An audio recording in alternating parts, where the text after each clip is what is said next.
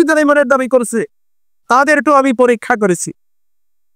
ইতিহাস দেখে নবীর রাসূলদেরকে এভাবে যারা তার অনুসরণ করেছে তাদের সকলকেই পরীক্ষার সম্মুখীন হতে রাখছে।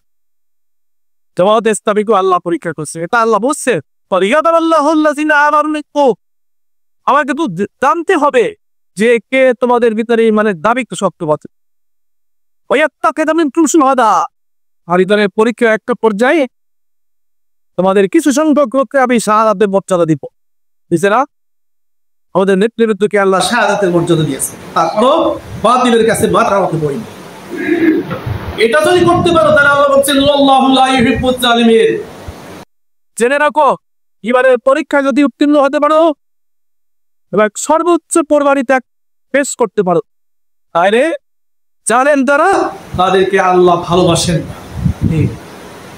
জালেমের পতন আপাত চেয়েছিলা কোনোভাবে কেয়ারটেকার গভর্নমেন্টের অধীনে নির্বাচন হবে, ফ্যাসিস্ট থাকবে, বাংলাদেশের অন্যান্য রাজনৈতিক দল নির্বাচন অংশগ্রহণ করে নেয়, তারা এককভাবে স্বৈরাচারী ভাবে মানুষের প্রতি জুলুম অত্যাচার কবজা করতেছে।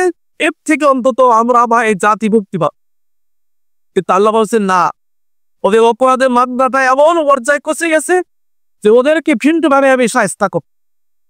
তখন আল্লাহ সুবহানাহু ওয়া তাআলা ছাত্রকে নামিয়ে দিলেন 2024 সালের জুলাই মাস। গত বছর জুলাই মাসে ছাত্রদের আন্দোলন শুরু হয়েছিল বৈষম্যহীন একটা সমাজের, যে বৈষম্যহীন একটা সমাজ, বৈষম্যহীন একটা রাষ্ট্র ব্যবস্থা প্রতিষ্ঠার আন্দোলনকে ছাত্র জনতা তথা আপামর জনগণের আন্দোলনের উপস্থিত হলো।